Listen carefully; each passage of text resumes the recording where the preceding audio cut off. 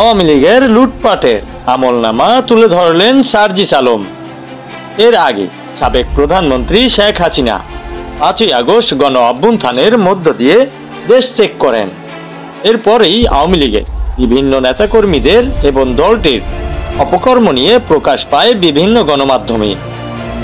আওয়ামী লীগ সরকারের গত 16 বছরের লুটপাটের চিত্র তুলে ধরেছেন জুলাই শহীদ স্মৃতি ফাউন্ডেশনের সাধারণ সম্পাদক সার্জিস আলম।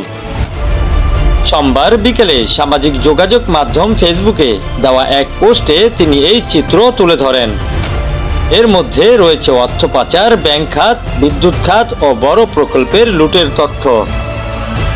ফেসবুক পোস্টে সার্জিস আলম বলেন, যেসব চার্টার দল এখনো তাদের জননীর তেলবাজি করে, তাদের জন্য তাদের জননীর আমলের কিছু লুটপাটের আমলনামা দেওয়া হলো।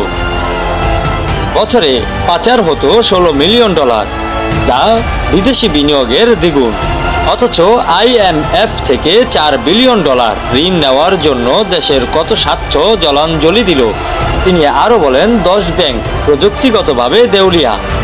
সালমান এফ রহমান, এস আলমের মতো লোকদের নিয়ে ব্যাংক থেকে লুটপাট করেছে লক্ষ কোটি টাকা। মোট মন্দ ঋণ $7.25 কোটি। এছাড়া LNGতে বছরে ক্ষতি 3000 কোটি টাকা। বিদ্যুৎ কেন্দ্রে হতো রাজনৈতিক বিবেচনায়।